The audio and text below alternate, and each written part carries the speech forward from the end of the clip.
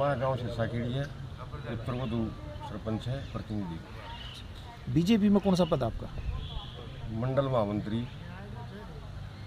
पद आपका? हाँ जी। क्या कहेंगे, कल सीएम ने घोषणा की है कि 31 मार्च को अगर पैसा आपने नहीं लगाना सरपंच आना है, वो काट के आपके खाते से किसी और को दे दिए जाएंगे, यानी कि दूसरे सरपंच के खाते में गिर देंगे। इस पर आप क्या कहेंगे? नहीं, सीएम की ये गलतफहमी है जी। ये पैसा नहीं निकाल सकते जी।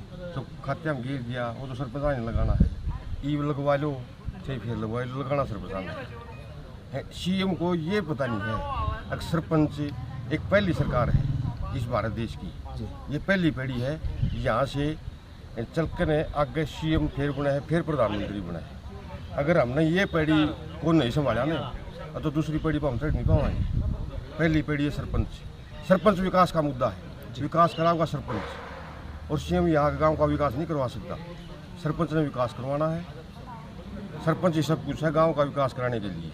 अगर हम बात करें यहाँ के एमएलए की, जो लोकल देख रेख करते हैं, वो आके इनको समर्थन दे चुके हैं, मानते हैं आप? तो क्या रमेश कोसी को भी इनकी सुननी चाहिए? बिल्कुल। हम एमपी साहब से प्रार्थना करूंगा, मैं जाऊंगा 1-2 दिन में एमपी साहब से बोल के आऊँगा इसका समाधान के लिए। बोल के कुछ इसका समाधान करो साहब। जी।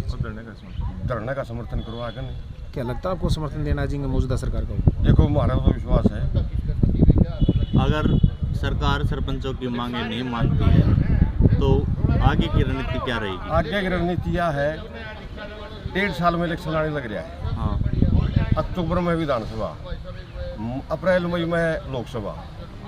लोकसभा में भी कुछ न कुछ उनको सबक मिलेगा, और अक्टूबर का जब चुनाव होगा ना उस टाइम पे उनको कुछ नहीं मिलेगा, खालिस्तान मिलेगा। या हमारा वर्ग निर्दलीय उम्मीदवार का चुनाव पर्चा भर के और इलेक्शन लड़ाने के खिलाफ।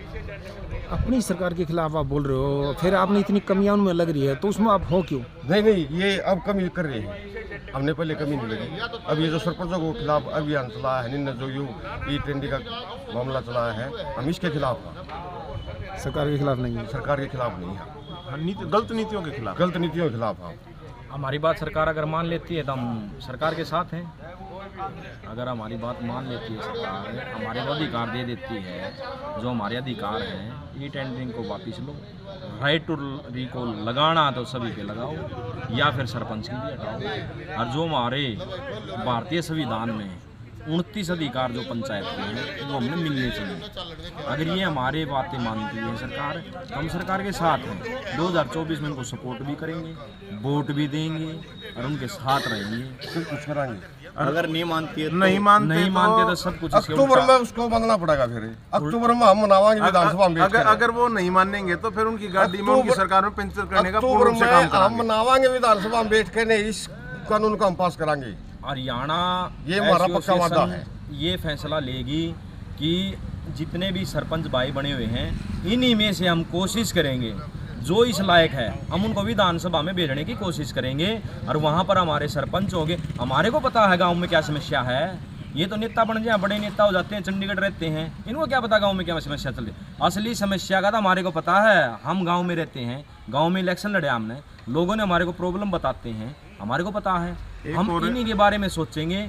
या तो सरकार हमारी मान लो, नहीं तो ये आंदोलन बहुत बड़ा हो जाएगा और सरकार को इसका बहुत नुकसान उठाना पड़ेगा। बाद में सरकार अब जब पछताए क्या है, जब चिड़िया चुग गई खेत। सरकार को सोचना था भी सोचो, ठीक है। ऐसा ना हो कि हम अपने संगठन को बढ़ा लें और भैया हम सरपंची को त्याग कर विधानसभा में पहुंच गए तो सिक्का उल्टा पड़ जाएगा सरकार को। सरकार इस बात को ध्यान पत्रकार साथियों, एक बात और है, जब किसान आंदोलन चला हुआ था तो उस टाइम में अपने जो ये बंटी बबली गैंग है, अपने जो कृषि मंत्री है देवेंद्र बबली, उसने ये बयान दिया था अपनी सरकार के प्रति, अगर भाई हम तो गांव में जाने के भी चोर हो गए। ये महसूस होता है कि वहाँ पे अपने जो गारमेंट्स हैं हम लोहे के बनवा के गाँव में घुसा।